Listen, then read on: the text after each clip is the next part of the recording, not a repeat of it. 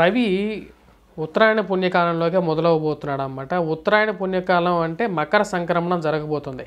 జనవరి 15 నుంచి ఫిబ్రవరి 15 వరకు రవి మకర రాశిలోనే ప్రయాణం చేయబోతున్నాడు. అంటే దాదాపు 30 రోజులు అన్నమాట. ఎందుకంటే రవి ప్రయాణం వచ్చేటప్పటికి 0.58 డిగ్రీస్ పర్ డే, అంటే ఒక రోజుకి 0.58 డిగ్రీస్ ప్రయాణం చేయబోతాడు. ఉత్తర భూగోళానికి ఉత్తర దిక్కున ప్రయాణం చేయబోతున్నాడు అన్నమాట. ఉత్తర దిక్కున స్టార్ట్ అవబోతున్నది. ఇది చాలా శుభదాయకంగా కూడా చెప్పచ్చు. ఉత్తరాయణ పుణ్యకాలం అనేది ఎన్నో పుణ్య కార్యక్రమాలకి కూడా నిలవ అన్నమాట. రవి అత్యంత శక్తివంతుడైనటువంటి గ్రహం. ఈ యొక్క రవి యొక్క ఆరాధన చేయటం వల్ల, సూర్యారాధన చేయటం వల్ల ఎంతో గొప్పది అని చెప్పేసి సాక్షాత్ శ్రీకృష్ణ భగవానుడు చెప్పాడన్నమాట. అంటే సూర్యుడి యొక్క గొప్పతనాన్ని శ్రీకృష్ణుడు చెప్పాడు. తన యొక్క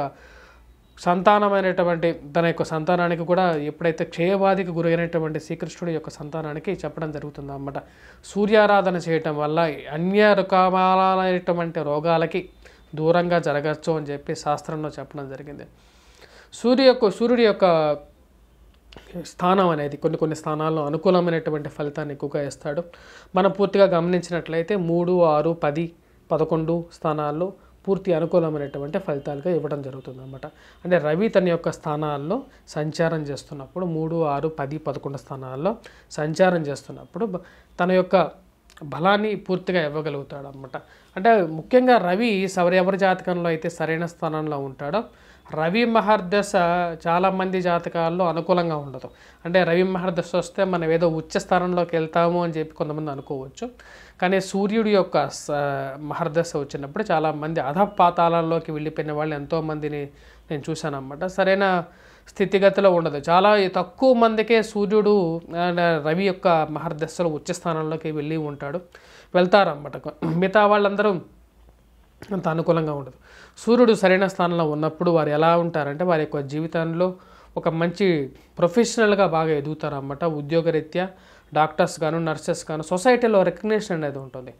మనం చూసినట్లయితే ఎంతోమంది ఫిల్మ్ స్టార్స్ని మనం చూసినట్లయితే రవి యొక్క స్థానం అనేది వారికి చాలా మంచి స్థానంలో ఉంటుంది. అలాగే సినీ స్థానం కూడా చాలా బాగుంటుంది. ఎందుకంటే రవి యొక్క పుత్రుడే శని కాబట్టి, ఛాయాగ్రహ పుత్రుడు కాబట్టి, సో తన యొక్క ప్రభావరీత్యా జీవితంలో వారు చాలా మంచి స్థానానికి వెళ్తారన్నమాట.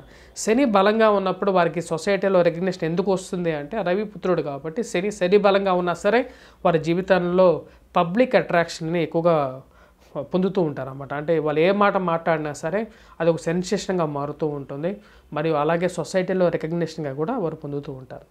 సో సూర్యారాధనకి చాలామంది చాలా రకాలుగా కూడా చేస్తూ ఉంటారు. మన యొక్క ఇప్పుడు జరగబోతున్నటువంటి సూర్య సంక్రమణం అంటే మకర సంక్రమణంలో ఎలా ఉంటుంది అనేది, ద్వాదశ రాశుల వారి మీద ప్రభావం ఎలా ఉంటుంది అనేది చూద్దాం. వృషభ రాశి వారికి వచ్చేటప్పటికి మిశ్రమమైనటువంటి ఫలితాలుగానే చెప్పచ్చు అన్నమాట. భాగ్యస్థానంలో రవి సంచారం అనేది అంత యోగ్యాన్ని ఇవ్వదు. అష్టమాల్లో వచ్చేటప్పటికి కుజుడు కూడా సంచారం ఉంది కాబట్టి ఈ యొక్క రాశి వారు ముఖ్యంగా పిల్లల ఎదుగుదల గురించి ఎక్కువగా ఆలోచించాల్సినటువంటి ముఖ్యమైన సూచనగా చెప్పవచ్చు అన్నమాట. మరియు అలాగే కొత్తగా ప్రయత్నాలు ఏదైనా చేసేటప్పుడు ఈ యొక్క నెల కొంచెం ఆగి చేయటం అనేది ముఖ్యం. అంటే ఉద్యోగ ప్రయత్నాలు అలాగే వ్యాపార ప్రయత్న సంబంధితమైన విషయాలలో అంత అనుకూలమైనటువంటి గ్రహస్థితి గోచరించట్లేదు. వృషభ రాశి వారికి కొంచెం మిశ్రమమైనటువంటి ఫలితాలుగానే చెప్పచ్చు. ఎందుకంటే వృషభ రాశి వారికి భాగ్యస్థానాల్లో వచ్చేటప్పటికి రవి సంచారం అనేది అది ఎవరు చెప్పినా సరే అక్కడ యోగించడం అన్నమాట. కాకపోతే ఈ రాశి వారికి వచ్చేటప్పటికి లాభస్థానంలో రాహు అనేది యోగకారకమైనటువంటి స్థానంలో ఉన్నందువలన వీరు కొత్త యుక్తులు వేసి ఉద్యోగపరంగా ముందుకు వెళ్ళటానికి ప్రయత్నాలు చేయొచ్చు. కానీ రవి సంచారం అనేది భాగ్యస్థానంలో చేసేటటువంటి పనిలో ఎక్కువగా కాన్సన్ట్రేట్ చేయలేక నిరుత్సాహంగా కలుగుతూ ఉంటుందన్నమాట. అంటే దాని ఎక్కువగా కాన్సన్ట్రేట్ చేయలేనటువంటి పరిస్థితిని కల్పిస్తూ ఉంటాడన్నమాట. దానికి విద్యార్థులు వచ్చినప్పటికీ చేయవలసినటువంటి ముఖ్యమైనటువంటి ఎటువంటి పని చేయాలి, ఎక్కువగా కాన్సన్ట్రేట్ చేయాలి, మెడిటేషన్ అనేది ఎక్కువగా చేస్తూ ఉండాలి. చేసినట్లయితే విద్యార్థులు ఎక్కువగా కాన్సన్ట్రేషన్ అనేది చేయగలుగుతారు. ఎందుకంటే వారికి ఎక్కువ టైం అనేది ఉండదు అన్నమాట. కాబట్టి వారు కంపల్సరీగా కాన్సన్ట్రేట్ చేయాలి. మరియు వీటన్నిటికీ రాహుగ్రహ ప్రభావం కలిగినటువంటి టీవీ అండ్ ఎలక్ట్రానికల్ ఏవైతే ఉంటాయో వాటి నుంచి దూరంగా ఉంటూ కూడా వీరేం చేయాలి అంటే రవి ఆరాధన అంటే సూర్యభగవానుడి ఆరాధన చేయాలి. సూర్య నమస్కారాలు చేయటం వల్ల కొంచెం అనుకూలమైనటువంటి ఫలితాలు పొందగలుగుతారు అన్నమాట. అలాగే పిల్లల గురించి ఎవరైతే ప్రయత్నాలు చేస్తుంటారో వారికి కూడా రవి సరైన స్థానంలో లేనప్పుడు అంత అనుకూలమైనటువంటి ఫలితాలుగా గోచరించట్లేదు అన్నమాట. వృత్తిరీత్యా వ్యాపార రీత్యా కూడా ఇది అంత అనుకూలంగా లేదు. కొత్తగా బిజినెస్ ఎక్స్పాన్షన్ చేయాలి అని మీరు ఆలోచించినట్లయితే ఈ యొక్క పీరియడ్లో కొంచెం దూరంగా ఉంచుకోవడం కూడా అనుకూలమైనటువంటి ఫలితాన్ని కలిగిస్తుందన్నమాట. తర్వాత ఫిబ్రవరి 15వ తారీఖు తర్వాత నుంచి ఈ యొక్క వృషభ రాశి వారికి అనుకూలమైనటువంటి కాలం అనేది స్టార్ట్ అవుతుంది. అప్పుడు ప్లాన్ చేసుకొని స్టార్ట్ చేసుకోవచ్చు. మనం ఇప్పటిదాకా చూసినట్లయితే రవి యొక్క సంచారం, రవి యొక్క ప్రభావం అనేది ఎలా ఉంటుందని ద్వాదశ రాశుల వారి మీద చూశాను. రవి అన్ని రాశుల వారికి యోగాన్ని ఇవ్వడం అన్నమాట. అంటే కొన్ని రాశులకి కొన్ని నష్టాన్ని కూడా కలిగిస్తూ ఉంటాడు.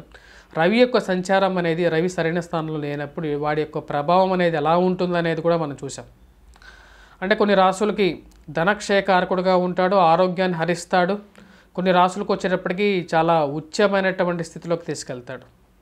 మేషరాశి వారికి అనుకూలంగా ఉన్నప్పటికీ వృషభ రాశికి అనుకూలంగా లేదు, పక్క రాశి. మరి మీనరాశికి అనుకూలంగా ఉంటుంది. అలాగే ధనుస్సు రాశికి అనుకూలమైనటువంటి ఫలితాన్ని ఇవ్వట్లేదు. అలా కర్కాటక రాశి వారికి కొంచెం అనుకూలమైనటువంటి ఫలితాన్ని ఇచ్చినప్పటికీ అది ఎంతవరకు అనేది కూడా చూడాల్సినటువంటి పరిస్థితి. అంటే ఒక్కొక్క రాశికి ఒక్కొక్క లాగా ఉంటుంది. వాటి గురించి మనకు క్లియర్గా చెప్పడం జరిగింది. దాపరికం లేకుండా కూడా ఉన్నది ఉన్నట్లుగానే కుండలు బద్దలు కొట్టినట్టుగా చెప్పడం. ఎందుకు చెప్తున్నామంటే కొన్నిసార్లు మనం తీసుకోవాల్సినటువంటి నిర్ణయాలు, మనం తీసుకోవాల్సినటువంటి పరిగణలోకి తీసుకోవాల్సినటువంటి స్థితి రీత్యా మనం ముందుకు వెళ్ళాలన్నమాట. అంటే యోగాన్ని ఇస్తాడా ఇవ్వడా, ఆ గ్రహం యోగం ఇవ్వనప్పుడు కొంతమంది మనం అంతా పాజిటివ్గా చెప్పినా సరే ఆ పాజిటివ్ యాంగిల్లోనే వెళ్ళి ఇన్వెస్ట్మెంట్స్ గురించి చేసినప్పుడు ఎలా అవుతుంది, అదే ప్రాబ్లం క్రియేట్ చేస్తుంది. సో అది ఉన్నది ఉన్నట్లుగానే చెప్పాలి. ఎందుకంటే మీ యొక్క ఎక్కువగా థంబ్నెయిల్స్ అనేవి పాజిటివ్గా పెట్టి మీ యొక్క వ్యూస్ అనేది పెంచుకుంటే నాకేమొస్తుంది అంటే మొత్తం ఓవరాల్గా వచ్చేటప్పటికి మీకు అది నెగిటివ్గా తయారవుతుంటుంది. కాబట్టి ఉన్నది ఉన్నట్లుగానే చెప్పడం జరుగుతుంది. సో దాని గురించే నేను చెప్తున్నాను అన్నమాట. దాన్ని ప్లీజ్ మీరు ఎంకరేజ్ ఎక్కువగా చేస్తే మేము కూడా ఇలాగే చెప్పడానికి జరుగుతాం అన్నమాట. అంటే పాజిటివ్గానే చెప్పడానికి చేస్తాం.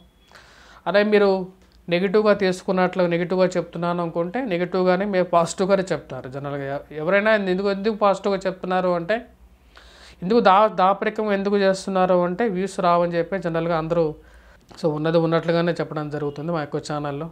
Please do subscribe. మీ వ్యక్తిగత జాతకరీత్యా కూడా పరిగణనలోకి తీసుకొని, అలాగే జ్యోతిష్యరీత్యా జాతకరీత్యా కూడా తీసుకునే సరే ఏదైనా ఒక కార్యక్రమం అనేది మొదలు పెట్టాలి. అంతేగాని గోచార రీత్యానే కాకుండా మీ వ్యక్తిగత జాతకరీత్యా తెలుసుకోవడానికి మా యొక్క నెంబర్లో సంప్రదించండి. మీకు వ్యక్తిగత అపాయింట్మెంట్ కావాలి అనుకుంటే తద్వారా ముందుకు వెళ్ళటం అనేది జరుగుతుంది అన్నమాట. స్వస్తి. Please do subscribe and share.